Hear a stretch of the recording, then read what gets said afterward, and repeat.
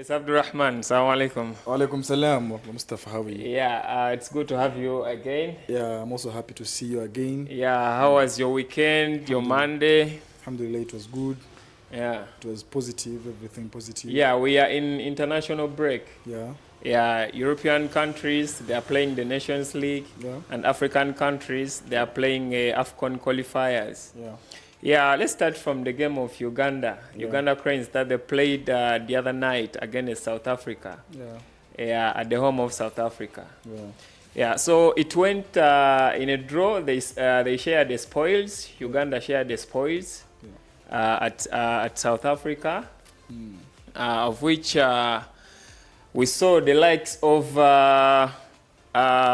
Omedi being on the score sheet. Yeah.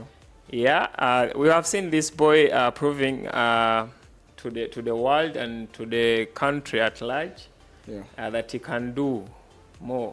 Because even at the local league here, during the Pilsner 8, he scored a Labona against KCCA. I think this boy is the future of Uganda. Yeah, we were looking at Travis Mutiava, but these two previous games, he hasn't been performing really well. And we have seen the likes of Alan Okero. Yeah, he also performed really well in the game yesterday against Congo. So Uganda played against South Africa the other night, and they ended up... With a draw that last yeah, time? 2-2. And we saw the goals from Mato and Omedi. So yesterday, we saw the goals from Aziz Kayondo. He's playing professional football. And Jude Semugabi also being on the score sheet. Where do you see the future? Because when we look at the table standing, Uganda is leading the group. Uganda is leading the group with 4 points from the 2 games that they have played so far. So we are seeing Uganda in the group K having 4 points, Congo in the second having 3 points, and South Africa in the third having 1 point, and South Sudan in the 4th position. Where do you see, where are our prospects? Like, where is Uganda's prospects in these qualifiers? First and foremost, I would like to congratulate the Uganda Cranes national team for representing us well in this games of African qualifiers, because there's a lot of achievements since our previous performances. If you look at how the Uganda Cranes used to perform before, way back, most of the fans had given up on the national team because they were very exhausted. They were putting in enough effort, much effort, to support games, to support the Cranes. But time came when they felt like giving up, because the Uganda Cranes could hardly score goals. Matches used to end in 1-0, matches used to end in 2-1, being defeated. But right now, if you look at from the match you've just talked about, when the likes of Mato represented us well, the kind of goals they scored, oh my, because they were bangers. They were stunning goals. They were bangers. They were shots from a distance. Against a team like South Africa with good facilities. A team that has been to the World Cup and, won their first game. Yeah, having big names, the likes of McCarthy. Ben McCarthy. And many other people, the likes of Shabalala. But right now they have also a new generation of talents who are not an easy side, but the Uganda side managed to score 2 stunning goals. I think there's much from the coach that he tells the players on how to make those attempts on goal. Yeah, Paul Put is doing some good job. Yeah, because maybe the previous coaches were, making the players afraid and assuring them that goals can only come after you pass the ball to your fellow person or to your fellow player until you enter into the box and score. But at least this coach is trying to tell them to try their luck, because we've seen many teams dominate through this kind of gameplay, and this is what Uganda is attempting. So the 2-2 draw, however, it was very unfortunate that we did not manage to win that match regardless of us or regardless we conceded at the verge of ending the game. Yeah, it was in the added minutes. In the added minutes. Yeah, we conceded a goal because we are ahead 2-1. Yeah. Because I think in these kind of games, our team has to put in enough emphasis in defense. So I don't blame them because they were playing against South Africa. Away from home, in those minutes, come on, you cannot concede goals. You have to make sure you play your defensive roles better and better. Then for yesterday's match at Nambole Stadium, a very good stadium. I want to give credit to the people who... Yeah, to the Minister of Sports. To the Minister of Sports. Honorable Minister Ogwang. Minister Ogwang. Peter, yeah. Because the Nambole Stadium is one of the best looking stadiums apparently. And the FIFA president as well has to be given credit. Engineer Moses Magogo, thank you for the great work done at the stadium, because we've seen there's much difference in the looks. There's improvement. So it was from yesterday's atmosphere that Aziz Kayondo managed to score those goals, plus the assist from Alan Okello, who was a pure talent. He made a Trivela pass that was very nice to find the striker who also converted that goal. And I think Uganda is leading this by a mile. So we expect Uganda Cranes this time round, inshallah, to qualify, because with this kind of performance leading the table as of now, we expect positive results.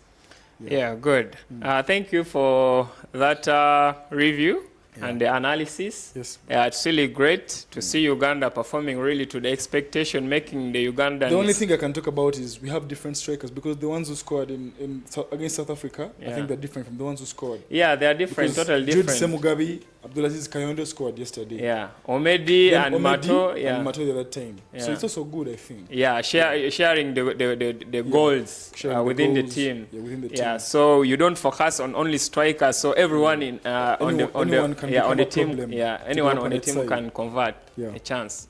Yeah. So when we look at the Nigerian side, Ademola Lookman, every fan around the world is it has prospects in Ademola Lookman to win the African Footballer of the Year, because he scored a brace, and later on Osimhen Victor also added Nigeria, on the also to make it 3-0. So we can see that in their Group D opening match in the 2025 African Cup of Nations qualifiers, Ademola Lookman was on target, and Osimhen. And most of the pundits and news outlets, they are saying that Napoli did a very grave mistake to let Osimhen go.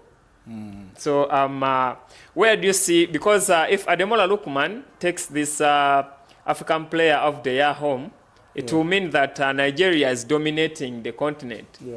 Because if we can have 2 consecutive winners of the African Player of the Year, with the likes of Osimhen last season and Ademola Lookman in the verge of taking it home this year, where do you see Nigeria? Can we see that Nigeria is going to be dominant on the continent again? Yes, in Africa, Nigeria has always fought for that position and place. They've always dominated every kind of art. And when it comes to football, like you said, you talked about Ademola Lookman and Victor Osimhen right now are the figures that are expected, to win the African Cup of Nations. The African Nations Player of the Year. Player of the Year. Yeah. And to my understanding, Victor Osimhen, the Napoli side will always be regretful, because you cannot replace him with Lukaku. Lukaku is a good striker, but there are times he's going to miss more than what you expected. He's going to let you down. So I think Osimhen, let's wait for these Africa games that are coming next. But I think Osimhen is also up there, and he has some chances of being the best player. But still, we do not see any other player out of these players of Nigeria from another country that is going to win the African Cup of the African best player of the year, African Player of the Year. So it's going to be Nigeria still dominating as you've already spoken about it. Yeah, when we look at the game of Ghana and Angola, Ghana lost against Angola. Sure. And another incident happened. You remember that incident that happened in the Olympics of Morocco against Argentina? Yeah. So again, an African country, the fans from Ghana, they stormed the pitch, and the players were seen escorted they were evacuated from the pitch to avoid any harm from them. Yeah. Arsenal star Thomas Partey was also playing in that game. So he was rushed off the pitch for reasons of not getting hurt. The Ghanaians have been on a poor run of form, with fans still upset over their disappointing performance at AFCON, the previous AFCON, AFCON 2024. So despite this, a large crowd gathered at Babayara Stadium to watch Ghana face Angola, only for their team to lose with the late goal from Angola side. Yeah. So we can see that African supporters, like we saw previously from Morocco and now from Ghana, they are so upset. Is this the way forward? Is this how the supporters have to behave? I think there's lack of mannerism, like good behaving. It's just within the fans themselves. The poor control of their attitudes and ego. When they come to the pitches, they always expect positive results. They always expect that it's going to be in line with whatever they want to have desired within their hearts. If a fan comes to a match, some of those people have already carried out the bettings. They've already decided on their teams, on who's going to win, and they cannot keep up with the discipline. And this is very bad. It's giving actually a very bad picture towards the football fraternity in Africa, because we need to show the European countries or the European League that we can do better than this. That we are Africans, and we are the kind of people who are trying to up our games, our stadiums, and everything through our culture. And if we come to the pitches and make all these disturbing pictures and wrangles at the pitch and fights, it's very, very bad, and it's something that the African League has to stop. Try as much as they can to speak to these the team representatives, the head coaches, to sit down and tell their fans at home on how to behave when they come to the pitch, because it is really disturbing and degrading our culture and league. But I think the supporters can, I don't know how they can be controllable, but I think with that rage, fans, they come to the pitches, to the stadiums, hoping for a win, most especially for the Ghana side, full of professionals, players with top skills. They would expect positive results. So if they can see that their team is not performing really to the expectation, they will have that rage, because football is a game of emotions. And supporters, they put in much their time, their money, they buy tickets, Because if I may ask, if they do that, what are they going to benefit after that? Like, if they enter the pitch and rage it, what are they going to benefit afterwards? I think they think that if they do that, the players will up their game. They'll up their game, their performance. I think there are better methods that the fans can use to make sure that they communicate to their players to up their games, not to underperform. There are better ways than this, and I think entering the pitch is not one of those. Yeah. So their second game was yesterday. Actually, that is why if you look at the Nations League and the likes of World Cup nowadays, if a fan invades the pitch, the cameras do not show him. They do not even capture those moments now, because they realized that some of the bad intentions that come from the fans when they enter a pitch, they're not positive always. They are always trying to maybe dominate the media houses and give out the best of news like that. So it's not in order, and they have to find solutions for that, because it does not represent Africa. Yeah, so the Ghana second game, match day 2, was against Niger. It went into a draw 1-1. So we can see that Ghana is not really performing well, given the fact that they have professionals playing from the European continent, coming home and then exhibit such a performance. So when we look at other teams, we saw the likes of Morocco smashing 4. We saw the likes of Egypt smashing 3. Ivory Coast was also won their game against Zambia. Yeah. So when we look at the tables as they are standing apparently, Group A, it has Tunisia, Comoros, Gambia, Madagascar. Tunisia with 6 points from 2 games so far played. And Comoros has 2 points so far from the 2 games played. And Gambia comes in the 3rd with 1 point. Madagascar with 1 point in the 4th. So the Group B, it has Morocco in the 1st with 6 points from 2 games so far played. Central African Republic and Gabon, they are playing, I think, today. And Central African Republic is in the 2nd position with 2 points. And Lesotho is in the 3rd with no point. When we look at Group C, Egypt is leading the group. So far, that group has played 1-1 game. And Egypt is in the 1st with 3 points, and Mauritania with 3 points. Botswana and Cape Verde, they don't have any point. And Group D, we have Nigeria. They also played 1 game with 3 points. Rwanda comes in 2nd, and Libya with 1 point. And Benin is in the last position. When we look at Group E, Algeria with 3 points, Togo with 2, Liberia and Equatorial Guinea with 1 points. And Group F, it has Angola, Sudan, Ghana, Niger. I think with this Group F, where Ghana is, they should up their game. But I think Angola is also having good players because they have 6 points so far. Yeah. And Sudan, the Sudan of Khartoum, not the South Sudan, it has 3 points. Ghana has 1. Niger has 1. So they have played 2 games so far. And I think when we look at Group J, where Cameroon is, and Kenya has 1 point. Cameroon has 1. Yeah, Zimbabwe 1. Namibia Cameroon is 0. leading the group with 3 points, and Namibia has 0 points. Now, when we look at this group of Uganda is leading with 4 points. Yes. Congo 3 points. South Africa 1 point. South Sudan with 0 points. And the last group is Group L, where Senegal is. They have played so far 2 games.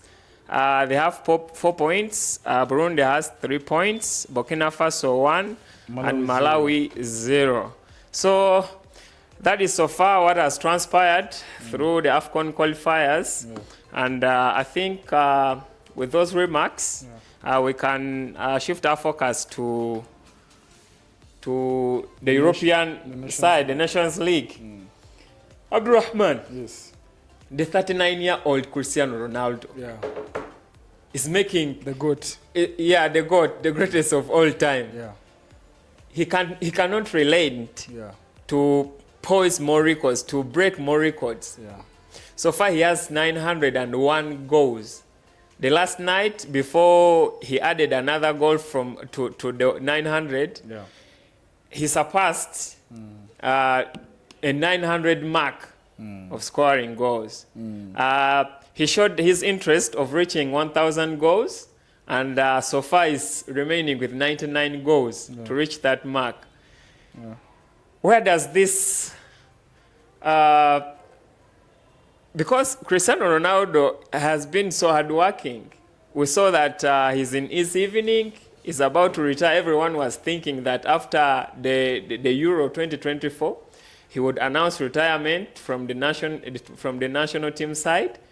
But still, he has so far, since Euro 2024, he has now added 2 goals to his national team career goals. These are one of the things that make Cristiano the GOAT. Because at 39 years of age, most players are expected not to play football anymore. And for the few ones playing football, they are not making any differences and addition to whatever they are producing. So when they asked him recently in that interview, after him scoring the 900th go. They asked him, do you need the World Cup to achieve with Portugal? Do you need to win the World Cup for you? So he said Portugal winning the World Cup is equivalent. Portugal winning the Euro, the one that he won with Portugal, is equivalent to winning the World Cup. This is what my God said. And he said he has already won the trophies for his team, Portugal side. And he really wanted those trophies, and he's not motivated by anything other than that. So he's motivated by winning the Euros, and he says that it's enough for him. He does not demand a lot. But he said apparently his target is to break as more records as possible. The target of Cristiano Ronaldo now, he says, is to break as more records as possible. So him, even yesterday, scoring the 901st goal, means he's still counting. So we do not know if he will reach the mark of 1,000 goals. And so far, he already holds the record of most caps and goals of any player in men's internationals, scoring 131 goals from 131 times in 213 games so far played. So he's still holding that record. And when he was interviewed, he said, when the time comes, I will move on. He said, it won't be a difficult decision to make. So whoever is asking when he's moving on, he's replying you. So, and he also said, if I feel like I'm no longer contributing anything, I'll be the first to leave. So the fans out there should relax. When he feels like he cannot contribute anymore, he'll retire from the international football. So until the end of my career, I will always have the mindset that I will be a starter. So you see his mindset and the determination. He defines, because when you look at the words they spoke about him and Messi, these are the two players of our generation that we need to, respect their moments. As long as right now you are able to watch Cristiano play, you have to, enjoy the moments, because any time from now, they're going to rest their boots. They're not going to play again. So many people talked about his underperformance through the last World Cup and him not getting enough, playing time when he was substituted, and Lionel Messi being able to win the World Cup. And for many people, they say the argument between Cristiano and Messi is now over, because they define the best player by the World Cup, and they said Messi was better. But I like how Cristiano stayed focused. He stayed focused and decided to continue with his journey to break these records, because these are also achievements not many of the better strikers will achieve. Yeah, definitely. You see, like Erling Haaland and Kylian Mbappe, they are good strikers. We respect them, but we do not know what the future holds for them. We're not so sure and certain that they will reach these marks of gold. We're not sure that they will. Erling Haaland, regardless, he scores many hat-tricks. We don't know, he might be injured anytime. You don't know, because his work rate is too high. He runs very fast. But for Cristiano Ronaldo, he's scoring 901 goals now. He deserves some respect, and I think for the few matches he has, his target is to score as many goals as possible for not any other player to break these records. It's going to be very hard. Yeah, when we look at that group A1, where Portugal is leading so far with 2 games played, both wins in the first position in that group A1, and Croatia comes in second with 1 lose and 1 win. Poland comes in the third, and Scotland comes in the fourth. So we can see that Portugal is really doing well in the Nations League. With 6 points, Croatia 3, Poland 3, and Scotland 0.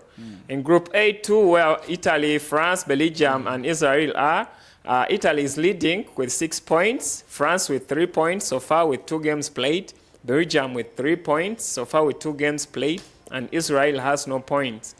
And Group A3, where Germany, Netherlands, Bosnia, and Hungary is, Germany has so far played 1 with 3 points. Netherlands has so far played 1 game with 3 points. Bosnia and Herzegovina has 0, and Hungary has 0 points. Group A4, where Denmark, Spain, Serbia, Switzerland are, Denmark is leading with 6 points. Spain is in the second with 4 points.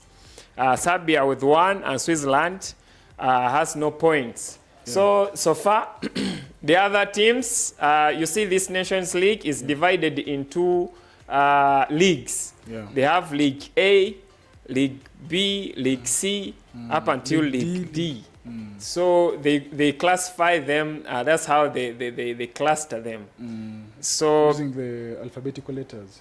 Not really, I think with the ranks. Okay. Yeah, the FIFA rankings and sort. That's how they go. I'm saying the naming of League A, League B. League A, B, C, okay, yeah. That is how they but League A them. Has those top countries. League B. Look at Portugal, Croatia, Poland. Yeah, they're all strong teams. Yeah, I think they consider the FIFA rankings. Okay. That's how they group them. Yeah, they group them into those League A, B, C, and D. Up to the lowest. Yeah, up to the lowest. Yeah, so I think with those remarks, we saw the likes of Osimhen leaving for Galatasaray. Yeah, I don't know if you have any other insights about the transfers. Nothing much about that. We're only waiting to see his performance in the very first games because not had enough time now. But we shall see from the coming weeks because the international break is now over. Yeah, that is when we shall see the performance of Victor Osimhen in Galatasaray. Yeah, and in our next episode, we shall bring you more updates about sports. We saw some players conceding a bit of injuries. Yeah, we should talk about that. I think the Nations League is doing more harm to the Premier League and other leagues than good because if you look at the likes of Odegaard, who have already been injured with great injuries, and I think the Arsenal side will report on when they are going to return. But I think the Odegaard's injury was a huge one.